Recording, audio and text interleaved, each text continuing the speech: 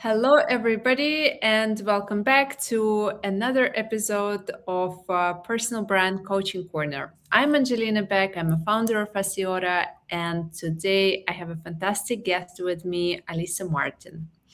Uh, Personal Brand Coaching Corner is a monthly platform where we invite real experts with real experience, and we talk everything related to personal brand. And today we are going to talk about how women can take control of their voice. And I am extremely excited to have Alyssa with me, who is a mentor, a speaker, a founder of Voice of Her, to explore how women can transform their voice into one of their most powerful leadership and influence tools. Just for the record, Alyssa have worked with more than 700 leaders across 22 countries, including founders, TED speakers, and eight-figure CEOs.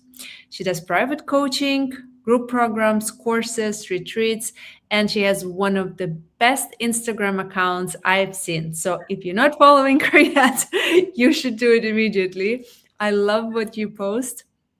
And I am really excited to have you today, Alyssa, with us. Thank you so much.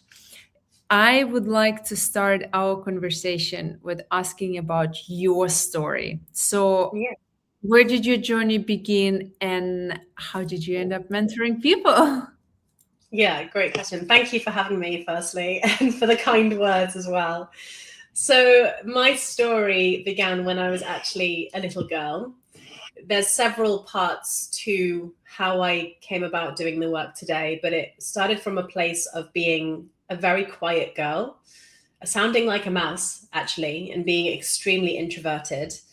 And then I took to the performing arts. I was drawn to dancing and singing. However, I did not have much of a singing voice because I was such a quiet girl. So I was super competitive back then, and I felt like, hey, I don't want to just be a backup dancer. I want to be the leading girl on the stage. I want to be the one in the spotlight. I want to be using my voice. So I realized I had to find my voice. I had to train my voice to be seen in that way, to be able to actually audition and win the leading roles, because I was drawn to always being the best at whatever I was doing. And so that's how it started. At the time when I began to find my voice and I was training day in, day out on my actual singing voice, because I was in the world of musical theatre, as soon as I started to get better, my talents became very obvious. I was a performer. I was born to be heading the cast and at the front of the stage. I had a lot of musicality in me. But at that point, so that was around 13 years old, I was becoming really expressive in myself, very confident at school. And unfortunately, the friendship group that I was in, that was triggering for the other girls in that group. And I ended up essentially being turned against because I was, you could say today, shining too brightly. I was showing my talents. I was expressive. I was confident. And as we know, there's a lot of womanhood wounds and girl wounds that we always deal with throughout our life as being women. That was very triggering and just too much for the girls around me. And so it was a very jealous environment, a very catty and nasty environment. And yeah, I ended up being brutally bullied from that.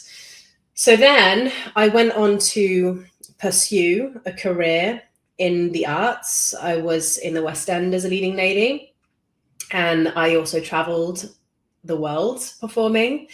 I did cruise ships and had a 6.5-year career being a professional singer and actress, using my voice day in, day out. But when it came to public speaking, anything that required me, just Alyssa, to show up and not play a character, I ran a mile. So there I was. I had all the skills to communicate and hold a space of thousands of people and lead with my voice. But when it came to being seen and heard as my authentic self, it was too uncomfortable. It wasn't until I left that career that I then later started a business, and I was leading women, and I realized, aha, this is a skill I'm going to have to learn. And it's also a wound that I'm going to have to heal. And the wound, the problem that I had was that bullying had traumatized me. It had shut me down. It had taken away my voice. I was afraid of being rejected again, and afraid of being judged and misjudged. And this is a very common wound across, well, most of society. We're always afraid of not being accepted and being rejected. It's the fear of rejection. So I realized very quickly in business that I had to lead authentically in order to get the results that I wanted to get with my clients and with the rooms that I was working with. And in order to grow my business, to get more clients, to make more sales, to actually grow in revenue, impact, and influence. It was these three things that I realized I have to be able to do this. And because I had done a lot of internal work on myself, on my personal development, I was getting slowly better at doing this. And it got to a point where, and even today, I am so comfortable using my voice, showing up authentically, using my voice to pitch, to sell, to negotiate, to confront. There is not a conversation that I struggle with now. And when it comes to visibility, whether it's online, on the stage, on a podcast, panel talks, whatever it is, I actually fully love and enjoy. And I'm able to be very, very impactful because of my external skills that I had from my first career. And because I then healed the internal state, the combination of those two together is what makes me now a very comfortable and effective speaker, and someone who can step into the spotlight and grow my business, continue to grow my business through being seen and heard, and being authentic with that and comfortable with it. Oh, what a journey.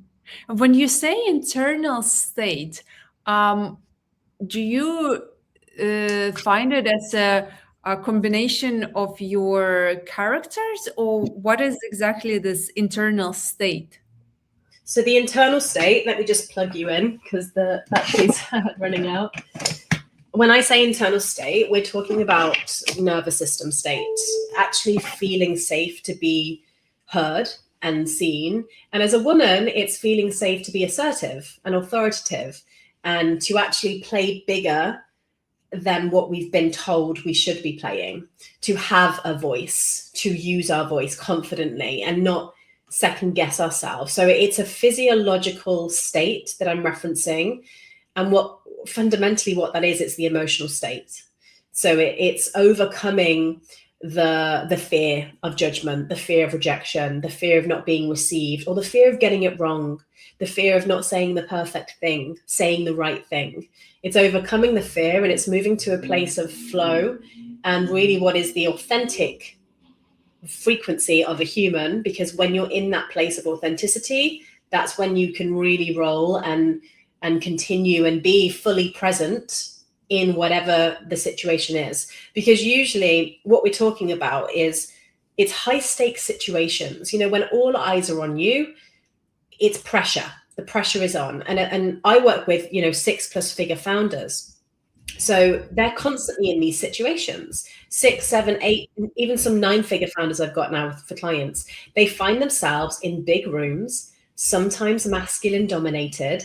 Sometimes they're pitching to investors. Sometimes they're having to argue for part of what they know about their business or their service that they're, bringing into a business that they're working with. And they're having to defend certain parts of that and be the expert and hold that frame. So it's different scenarios, but it feels high stakes because it's so exposing. And there's a lot riding on these moments. These are moments that define your leadership. They define your business. They either grow or can sometimes ruin your business. So they're very, very important for the person who's leading and running a business. And they happen in everyday situations. It could be a conversation where you're closing a deal, or a conversation where you're trying to find a collaboration, or a sales call. We're selling all the time, right? As people in business, or if you're working for a business, you're selling your personal brand all the time. But if you're selling someone else's, product, or you're selling for the bit, then you're selling all the time when you speak. Yeah, 100%.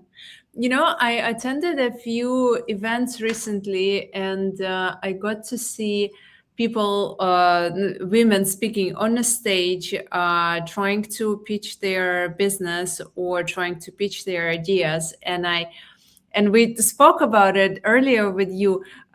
Women always tend to over prepare. They want to have the latest numbers. They want to have their story right. And I think they very often forget either their own take on that story or how to bring their authenticity. Do you think it's also because of this fear of rejection, or there is something else going on for women? There's a lot going on. We inherently have shame. We're unpacking a lot of programming and historic shaping of what a woman's voice is worth and how it has place in society. We're also unpacking just the generalness of being a human and everything that comes with that. And then, personal trauma and how we've seen the female figures show up in our early childhood. So yeah, we're unpacking a lot. But when it comes to, over prepping, because this is a common thing that I see, there's a pattern, and it's the aim for perfection. As women, we think that we need to be perfect in order to do the thing, or in order to be seen in that way, like we've got everything together. And we're also battling what is a very masculine, and especially if you're in the corporate world, a very masculine framework. It's, if I don't speak like a man or lead like a man, then I won't be taken seriously. Or if I use my voice assertively and authoritatively, then I'll have backlash from mostly the men in the room. So we're still changing a lot of, and women, exactly. We're still changing a lot of the wiring. And this is why this work is so important, because the women who do this work are changing the game for the rest of the collective, the world. But it's a slow process, because even when you're able to speak up and hold your voice so strongly and your presence, you aren't always going to get the response that you hope for, because everyone else is catching up to that. So it's a constant challenge of overcoming those moments and still remaining in what is your power, but not getting thrown off by that. So if we go back to, being rehearsed, women particularly over rehearse, they over prep. They think if they have every slide tight and right, that they'll be okay. But the truth of it is that in the moment, life is improvised. Moments are more improvised. You can't stick directly to slides. You can't stick directly to the script. And we can't plan for some things. So when that script then falls and fails, what happens is all you've got to go on is your physiological response. And usually by that point, because you've been dependent on over rehearsing and over preparing, all that happens is you go into survival mode, and you start to shut down, or you start to freeze or choke on your words, or play small and not say the thing, self-censor, manage impressions. So this is a constant pattern that I see with a lot of women. I hear about it, I see it, I've been through it. And that's one of the layers to it. The other thing is that, there's a real gap particularly with women, in this internal authority. So when I talk about the internal state, really what that is, it's embodied authority. There is a constant second guessing, like a quiet lack of self-trust that women have in their own knowledge and expertise. And it sits alongside the imposter syndrome that many women speak about. And there's research around that. So in women's leadership, there's a study, 75% of executive women have personally experienced and openly said imposter syndrome. Even when they're so far up in their career, imposter syndrome is there. And 81% put more pressure on themselves because of this imposter syndrome. And it's like this loop. It's this loop. It's experience, it's common experience, and it's, again, particularly in the corporate world, but also in the founders world when you're an entrepreneur, because a lot's riding on it. The higher you get in your position, the further you get in your career, the louder that imposter syndrome gets, because you start to think, I've got here by luck, and I could do one move and then that might all fall apart. I could do one wrong thing and then I've got everything to lose. So the more progressed you are, the more successful you are, the more you have to lose. So the imposter syndrome gets louder. And this is what you would say the biggest difference between trying to convince and to command the room? So convincing and commanding is an energy thing. So when I think about convincing and when I teach it, it's energetic and it's vocal. When you're in convincing energy, it's because you're out of your trust, you're out of your center. So you start to overextend, maybe physically, maybe with a spilling of words. You're overextending. Even saying more, trying to add some more information to that, and then yeah. Or even, rambling. So rambling is a thing. We do it because we're overcompensating. It's like an overactive throat chakra. And again, every scenario is different, but especially if you start getting pushback from a room, you start to go into that convincing mode because you're not holding your frame and no one's believing you because you're not in full confidence and you're not in your full voice. So we start to overextend, we start to lean forward. And what this does is it actually pushes the people back. So when we come into convincing mode, we're also pushing our voice. So whatever we're doing physically and energetically goes through the voice. We become more shrill. We become less flexible. We start to speed up. We start to feel rushed. We start to create stress in the listener's body because we're in this state. And we start to struggle pausing. And pausing is a thing anyway for everyone. But taking a pause, if you're in that convincing energy, is near impossible because you're leaning in so much that you're like pulling for the result. You really want to be believed. You really want to be heard. Now, if you compare that to commanding energetically is very centered. It's very grounded, magnetic energy. It's you're coming to me. It's they're leaning in because I'm here. And it's the receiving energy. So you're receiving, you're not projecting, you're not overgiving, you're being. And you're not chasing anyone, you're not chasing the room, you're not chasing any kind of result, you're just being. So then the room comes to you. So vocally, how this translates is you have a more calm, centered, grounded tone. You're slower paced. You're not rushing. Your pitch is able to have variety. You have a more flexible voice. You have full range of that voice. And it's not pinched. It's not shrill. It's not sharp. You can also pause very effectively. You're quite happy pausing. You'd probably say less than if you're convincing. You're not trying to fill all the silence. So it's less, and that lands more. You said earlier that we shouldn't over-rehearse, but I am sensing that this type of convincing has to be rehearsed. You have to teach yourself how to do that. So where is the balance? So are we talking convincing or persuading? I don't know.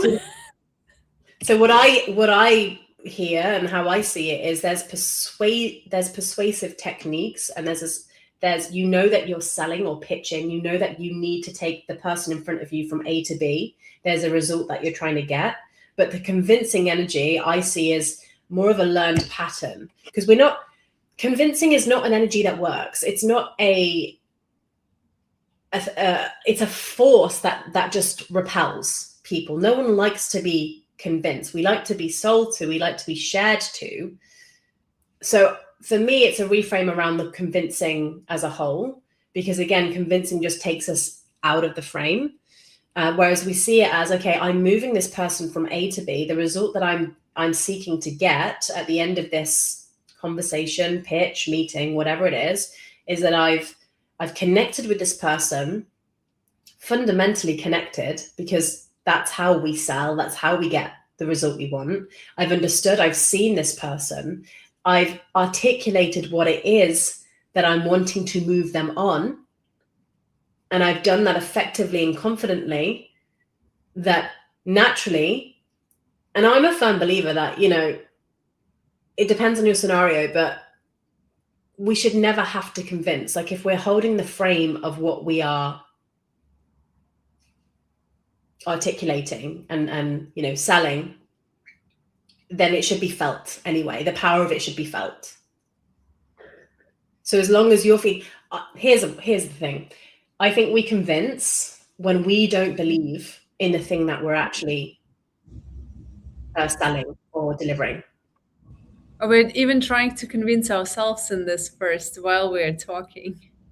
Well, what we yeah, sometimes, yeah, but I think mostly what women struggle with is that they're actually trying to convince themselves that they're capable of doing the thing, of, you know, holding the weight of either what they've built or what they're presenting to the room.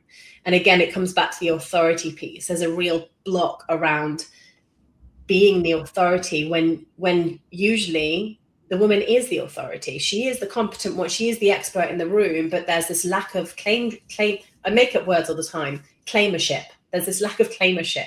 She's not claiming that authority because of that internal state that's telling her she's not good enough, or she's going to be rejected, or like all the fears that come around just being seen as the authority, being felt as the authority, is the underlying internal state, what we're coming back to. So if you've got that going on, if it's not safe for you to take up the room with your voice, whatever it is you're talking about, and certainly if you doubt your competence on it, then you're in trouble. Yeah, you have to have the competence, you have to be the authority, and then you will be felt, and then it will be articulated. So this is why, like, the work that I do is so holistic. Very, very holistic. It really doesn't start with the voice. It starts way earlier. Yeah. It's the body. It's embodiment. And this is what is missed out a lot in leadership trainings.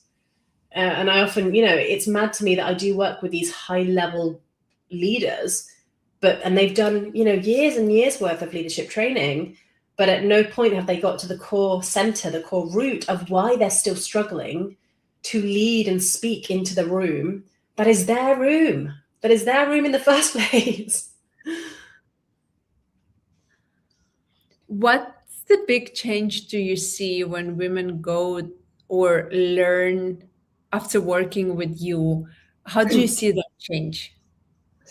So a few different ways, but again, it's recurring across all clients. They feel, fundamentally, the first thing is that they feel better when they're leading and speaking and selling and representing themselves. So they feel better about it because they've worked on that inner state and that inner alignment.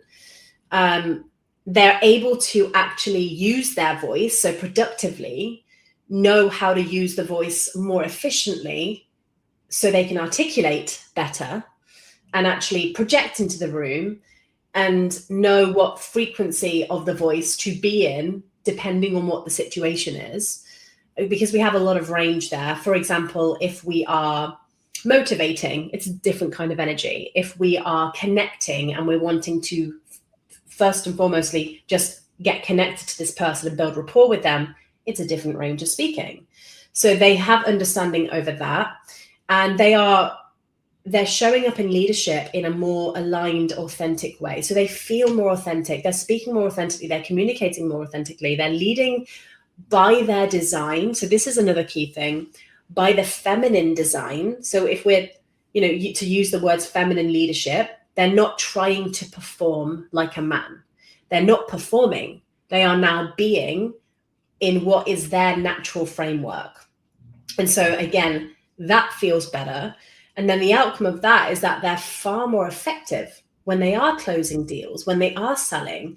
And not only that, but they get more invitations, they get bigger opportunities because they're progressing and they become more known and more memorable because they're in these situations that they're then getting, they're mastering, and then they're getting more opportunities from that. More conversations are wanted to be, more people outreaching for conversations, more collaborations. So it's progressing their careers forward, their businesses forward, they're closing bigger deals, they are mastering stage appearances, which for a lot of women is very scary. They go from hating having the mic in their hands to wanting to get that microphone. They're on set and loving every moment of it. And they leave as well. They leave the moment feeling like, yeah, they did it. Whereas before, they've left the moment with it lingering on repeat. What went wrong? Oh, that was terrible. Oh, I froze. And that then goes into always.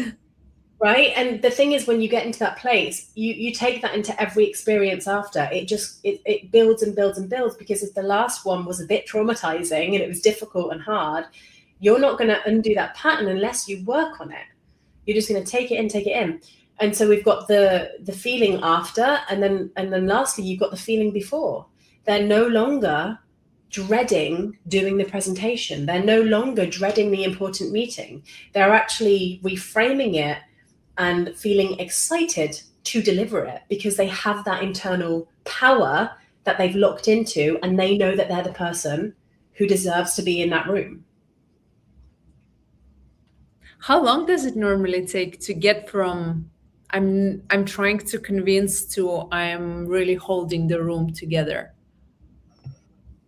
It happens the moment you enter it. Is that what you're asking? How long? When people start working with you, when would you already see the progress? It varies. It depends on implementation, right? So I take them through the practices, I take them through the shifts, but then whatever they're applying into their day-to-day life is on them, and I can't do that for them. But some women get it within a matter of days. I have women who have, within the first 2 sessions, increased revenue dramatically, making more sales, getting more clients. I've got women who we've been working towards certain presentations or stage delivery, stage talks. And then, it could be like a month down the line that we've got that. And by that point, she's completely comfortable and she's smashing it. And then the next one is what we're working on. So it's a different time frame for everyone, but we're talking a matter of days, weeks. Rarely does it take months. But generally speaking, how I work with women is over a period of 3 to 6 months, because it's the inner transformation and the external skills. But yeah, it's almost, if you implement it and you are, really listening and actually applying, then the next thing that you show up to would be the change. That would be the shift. And then you just get better and better at that, and you have more understanding over it. I've held talks for groups of people where we've just on some of what I do. And the next day I've received messages, hey, wanted to let you know, went to this networking event, got 2 clients, absolutely game changing. I did exactly what you told me to do. And boom, already that's happened. And that's not even me doing fully the work with them. So it's an awareness game. It's understanding like yourself and your root blocks. And once you get to the root block, you are laughing, you are winning, because you know exactly what is causing the friction in the first place. Okay, then for the rest of us who haven't worked with you yet, give us some tools or some things that we could already start implementing in the next 24 hours, so we could also see that quick difference. Yeah, absolutely, happily. So if we're talking like what can you implement in the next day or so, there are a few tools that I want to give you. The first one is always, without a doubt, and especially because the women on this call are selling, aren't they? So it's whenever depending on your circumstance, are you actually saying the price on the call? Are you delivering how much it is? If you are, always making sure that when you do pitch that, when you actually do the pitch, you are having a downward inflection on your voice. So you're not saying, yes, and the package is £40,000 or £40,000. So it's the package is £40,000. We land down. It's a statement landing. It's not a question. Because when that question, and this happens more than most people realize, and they're not even aware they're doing it, but because it comes from a place of, I'm selling and this is really icky and it feels a bit icky to sell and maybe I'm not very good at this. It comes from self-doubt. And especially if you're pitching your own thing, then it comes from like this real self-doubt in terms of, gosh, how dare I ask for this much? You know, there's a whole value and worth piece going on there. So we want to make sure we're downward inflection. And after we pitch, so this is the second tool, after we get to the actual pitch, we pause. We don't try to fill the silence. We pause for that person to then respond. And you're holding the frame when you do that. Because the moment you come in, it's energy of trying to justify it, trying to soften it, trying to explain the value, especially if we start to see that person processing and they're shocked by the price. We start to come in and spill, because the nervous system starts talking. And then rumbling and then over explanation and convincing all kicks in. Exactly. And this is the part of it, is that you're seeing the person, and this is what I mean by the improvisation piece. You never know how that person is going to be responding to you in the moment. You can't plan that. So that's why your state of power is everything in whatever situation you're in. You can hold your frame, they will meet you there. If you're not then holding your frame in the moment that you see them shake, then the whole thing is going to be shaky and it's not going to land. So that pause is crucial. It's a strategic pause and it's a persuasion technique. That's part of sales psychology. We have to pause. We have to go down. We have to pause when we pitch it. Now, the other tool is, again, on the note of like the downwardness of the voice, it's accessing lower notes in your voice, especially as women, because naturally our voices can go quite high. And again, when we get stressed, a lot of us, our speaking gets trapped up in the higher registers. Mm-hmm. But that space, if we're talking on a frequency level, that space alienates the listener. It disconnects you from the listener. It makes you less engaging. And the reason why we go and we lose the lower notes and we go up into the higher notes is because it's the frequency of shame and fear that's creeping in. Again, that physiological response. Who am I to do this? Or am I even capable of this? Am I enough here? Am I going to be rejected? Am I going to be accepted? Is this going to go okay? Yeah. Am I going to get this all wrong? Am I going to be found out? That's another one. Am I going to be found out? So when, again, especially when we're selling, we want to be able to get into those lower vocal notes where we can then move higher and then move lower. So anything that is flexible is going to be working in your favor. We want flexibility. Lower notes, again, have been researched. They are what sell and they are what connects us because it's you're more in your body. Now, the thing with getting those lower notes is that you can't access that area of your voice if you're dysregulated. Yeah. So you got the three tools. You've got accessing your lower notes, you've got pausing after you do the pitch, and then you've got the downward inflection on the pitch. But in order to actually get there, you're talking underneath that. If we're talking internal wiring, you need to make sure that you're dropped into your body. You're breathing into your belly. So belly breathing, that you're centered in yourself, that wherever you've come from, for example, me on this call, I just came from a bit of a dramatic moment, but on the way here, what was I doing? Square breathing to regulate my nervous system, to make sure that I don't bring that rushed, crazy energy into this call. And then underneath that layer of regulation, so that's the emotional state, the regulation state, which comes from the deep work on, what's blocking you in the first place, where are these fears coming from, what has shut your voice down. when you were a child and all, it goes way back and ancestrally what's happening. Underneath all of that, you've then got, do you actually believe in what you're selling? Because if you don't, that's a big issue. If you don't believe it, I'm not going to hear any belief in your voice. So there's not going to be conviction. It's not going to be commanding. You're probably going to be in this questioning tone throughout. Your voice is not carrying the weight of what you're selling to me. So then, and given, it's not to say that you can't sell if you're in this place, because if the product is so good, you absolutely still can sell a product. If the product speaks for itself, absolutely you can. However, you can also be working against how good the product is, because if there's any doubt in your voice, or there's any part of what you're selling that you're not quite sure about, you don't have the actual information on, then again, that takes you into danger zone. You might lose your listener. You might lose the pitch. That lack of belief usually shows as like a shake or a waver in the voice, or again, a question. But I would describe it as like the frame is shaking. You've lost your hold there. I'm not feeling 100% safe in what you're saying. And without us even knowing as human beings, we are attuned to this. We can hear, some of us are great detectors of BS, right? Some of us are great detectors of the liars.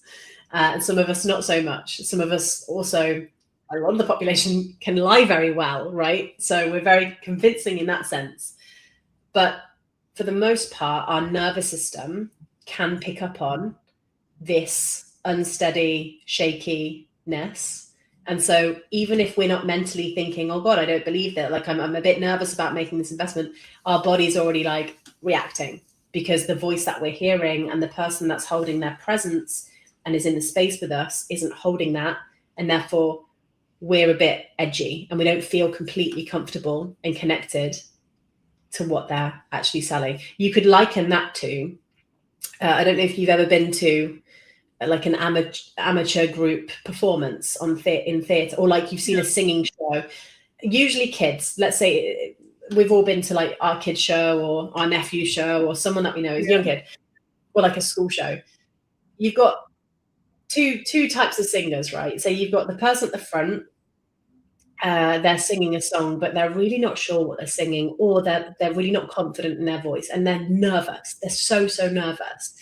And that makes you feel nervous for them. Yep. You're sitting there like, oh, are they going to remember? Are they going to break it, or are they going to, And then you've got the kid who might be terrible at singing, terrible. However, they are confident and they are going for it and they are on frequency and they are just so convicted in what they're doing that you can happily sit there and be like, this is not a good singer, but I'm loving this performance and I am all in watching this.